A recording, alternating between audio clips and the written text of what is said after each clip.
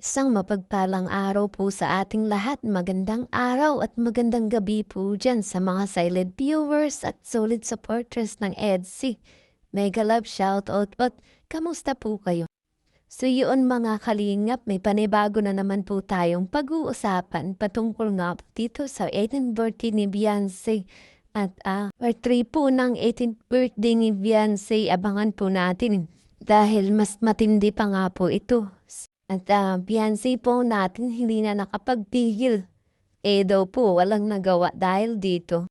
Pero bago po yan, kung bago ka pa lang po sa aking munting YouTube channel pa-like, share, and subscribe na rin po at pakipindot po ng notification bell para lagi po kayong updated sa aking i-upload na video.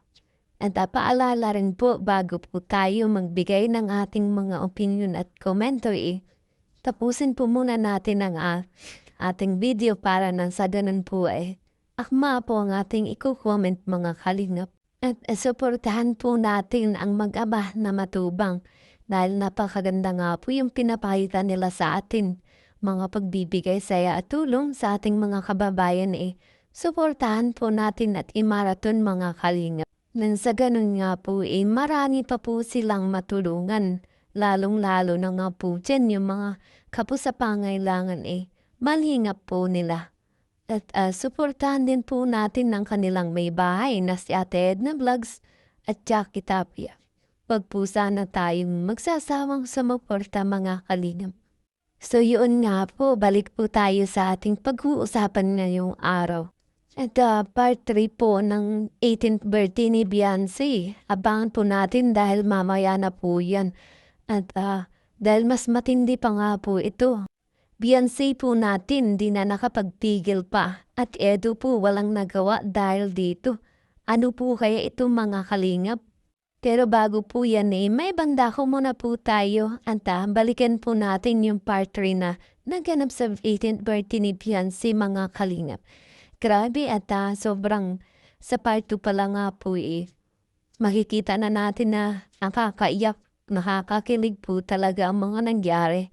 At yung mga intermission number nga po ni Papa Eds at ni Beyonce, sobrang napakagaling nga po talaga. Masasabi nating sobrang husay pala talaga nito ni Beyonce mga kalingap. Lalong-lalo na nga po dyan si Papa Eds.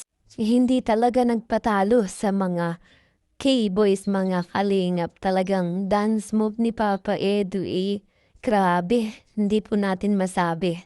Siyempre, bago po ang lahat sobrang nagpasalamat talaga itong si Beyonce sa mga pumunta kahit nga po anong oras nang natapos nandun pa rin po sila mga kalingap.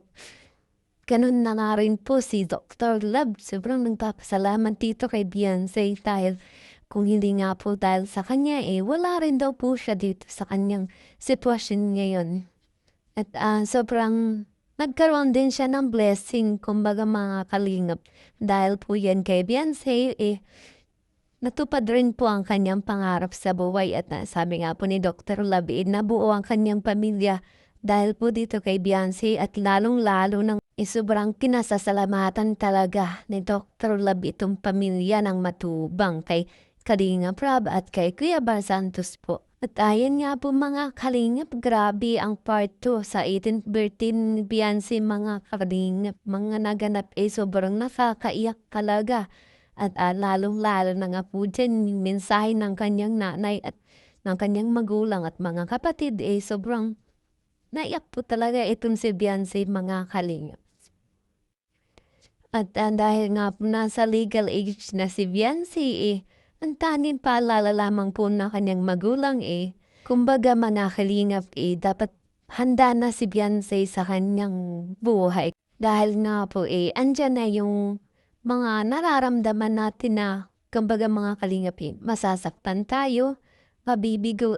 Dahil alam naman natin na si Beyonce dalaga na pwede nang magkaroon ng kasintahan mga kalingap. At hindi po talaga natin alam kung magiging sila ba talaga ni Edo sa totoong buhay mga kalingap dahil kung makikita nga natin talagang bagay na bagay talaga sila ni Beyonce mga kalingap at sobrang close na nga sila sa isa't isa. Kung makikita nga natin ay parang mag-jowa na talaga itong dalawa. Pero malay po natin maging sila talaga mga kalingap. Pero sa ngayon nga po masasabi natin ito si Beyonce ay focus muna sa pag-aaral mga kalingap para nga po makatulong sa kanyang mga kapatid, sa kanyang mga magulang at masuklian niya yung mga tulong na ibinibigay sa kanya ng mga taong nagmamahal sa mga suporta mga kalingap.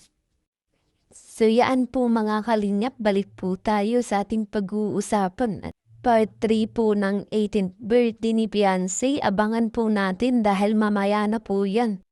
Bali-balita pa nga po mas matindi pa ang iyakang mangyayari. At kung ano ba talaga ang magaganap dito sa part 3 ni Beyonce mga kalingap. At papaids po natin, hindi po talaga umaalis sa tabi ni Beyonce kung mga kalingap andyan talaga siya, hindi siya umaalis sa tabi ni Beyonce hanggang matapos na po itong kaarawan ni Beyonce mga kalingap. At abangan din po natin, kumbaga mapapanood po natin sa part 3 na kung gaano o sino po talaga ang lumabel up sa pagbigay ng mga regalo kay Beyonce mga kalingap. Grabe, sinong sponsor nga kaya ang may malahig na ibigay o binigay na regalo dito po kay Beyonce mga kalingap.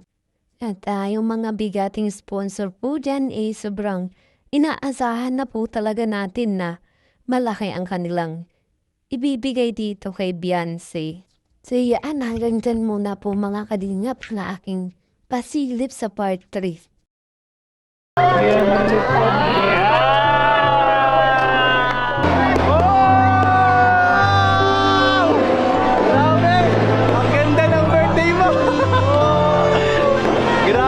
Harangan lang. Mag-wish ka na ulit. Anong wish mo?